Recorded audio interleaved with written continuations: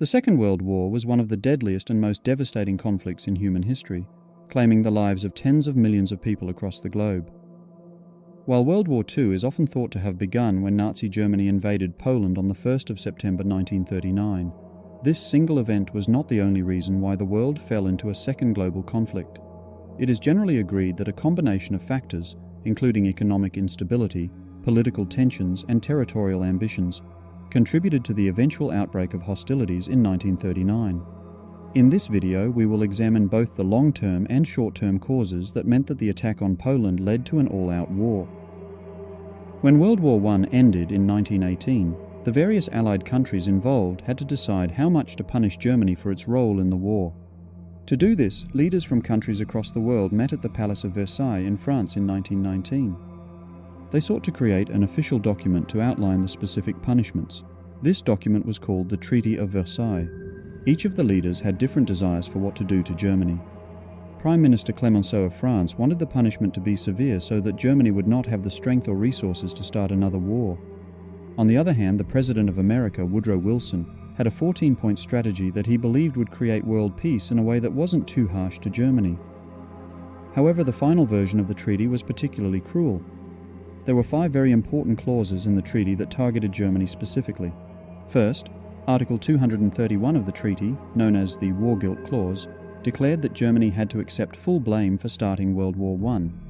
Secondly, Germany had to pay over £6 billion in reparation payments.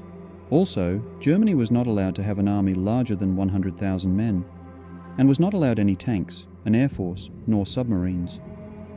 If these restrictions were not enough, Germany had to give up control of a region called the Rhineland, which was an important industrial centre. Finally, various regions of Germany were handed over to other countries to take ownership of. This included the loss of territories like Alsace-Lorraine, the Saar Basin, and the Polish Corridor. In addition, Germany had to give up all of its overseas colonies. Finally, as part of this process, Germany was officially banned from ever joining with Austria. These terms, as set out in the Treaty of Versailles, sent Germany into a deep economic crisis in the 1920s. Many people lost jobs and struggled to feed their families. The new government of Germany tried different economic strategies to help their people. This included the Dawes Plan of 1924 and the Young Plan in 1929.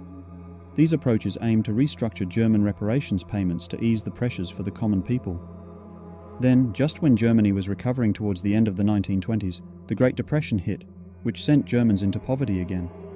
After a decade of difficulties, this was the last straw for many Germans. The German people vented their outrage and openly blamed the Treaty of Versailles for their suffering. In a desperate hope of finding a solution to their problems, the German people voted Adolf Hitler into government. He had promised to finally undo the terms of the treaty and restore German self-respect. After Hitler became Chancellor of Germany in January 1933, he immediately began ignoring the terms of the Treaty of Versailles. Following the dramatic Reichstag fire in February 1933, Hitler seized even more power through the Enabling Act. This allowed Hitler to consolidate power and implement his vision for Germany without restriction. As a result, he began increasing the size of the German army and investing in the latest military equipment and strategies. Then, in 1934, he officially increased the size of the army beyond the 100,000 limit and created a German air force. The rest of the world was fully aware that these things were occurring, but they didn't intervene to enforce the terms of the treaty. Some leaders were sympathetic to the German cause, since they thought that the Treaty of Versailles was too harsh and were willing to grant Hitler some concessions, if it meant that another world war could be avoided. Next, in March of 1936, Hitler marched German troops back into the Rhineland. This was a clear moment of military aggression, and it may have been a test to see what the rest of the world would do. Even though the rest of Europe was alarmed and voiced concern, no punishments were handed out to Germany, and they were allowed to occupy the region again. Britain in particular didn't respond to Hitler's actions, as it was preoccupied with its own domestic economic and political issues at the time. Also, many British politicians believed that the general public did not want to engage in another costly conflict so soon after the devastation of World War I. Additionally, the British government believed that Germany's actions were not necessarily aggressive, but rather an attempt to restore its own territorial integrity. Hitler was now more confident that he could expand further, and aimed to take back former German lands that had been taken away after World War I.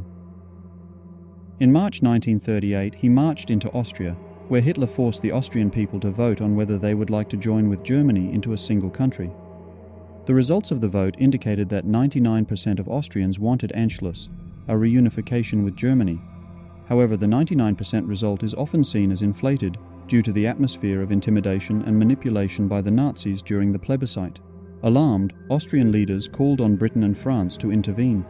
When these countries sent their concerns to Hitler, he simply promised that the Anschluss was the end of his military invasions. The leaders of Europe simply said that they believed him and did nothing. In reality, Hitler had no intention of stopping there. 6 months later, he sent a demand to the neighbouring country of Czechoslovakia to hand back the former German region of the Sudetenland, or face invasion. The Prime Minister of Britain, Neville Chamberlain, thought that Hitler's threat to Czechoslovakia was too much of a warning to ignore. As a result, he met with Hitler 3 times during September of 1938 to try and find a way of preventing any future war. Most of Europe still remembered the horror of the First World War, and Chamberlain believed that the world should do anything they could to avoid a repeat of that. Chamberlain believed that he could appease Hitler, which meant that Chamberlain wanted to find a way to make Hitler happy enough that he wouldn't start another war. Following their meetings, Hitler and Chamberlain signed the Munich Agreement, which stated that Hitler would be given the Sudetenland if he promised not to invade the rest of Czechoslovakia. In October of 1938, Germany officially annexed Sudetenland. Following this agreement, Chamberlain was publicly pleased that Hitler had signed a promise to undertake no further military conquests. In contrast, Hitler was personally pleased that he had been able to take back a former German region at no cost to his country. Unfortunately, Hitler had openly lied to Chamberlain. To the shock of the whole world, in March 1939, he invaded Czechoslovakia anyway. Despite the promise made to Chamberlain, no European country stepped in to stop Germany. Hitler came to believe that Europe was so afraid of war that he could continue to invade other countries and there would be no punishments. Finally, the rest of Europe began to realize that they were allowing their fear of war to blind them to the harsh reality of the present situation. By continuing to do nothing, they were simply allowing one country to do whatever they wanted. When information began circulating that Hitler was then preparing to invade Poland, a number of European countries realized that war might be a real option. In the final few months leading up to World War II, tensions between Germany and Poland reached a critical point over several issues.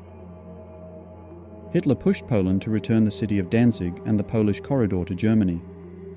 On March 31, 1939, Britain and France, alarmed by Hitler's further expansionism, publicly guaranteed Polish independence.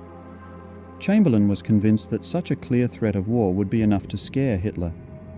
This external support emboldened Poland to resist German demands. Hitler, by contrast, was convinced that Britain and France were bluffing. He thought that his recent diplomatic experience with Chamberlain demonstrated that these countries showed that they would not follow through on their threats. Hitler, undeterred, signed the Molotov-Ribbentrop Pact with the Soviet Union on August 23, 1939, securing a non-aggression treaty that included a secret agreement to divide Eastern Europe, including Poland, between the two powers. This pact removed the possibility of Soviet opposition to a campaign against Poland. On August 25, 1939, Britain reaffirmed its commitment to Poland by signing a formal mutual assistance pact. Just before the invasion, on August 31, 1939, Germany staged a false flag operation, known as the Gleiwitz Incident, to create a pretext for invasion.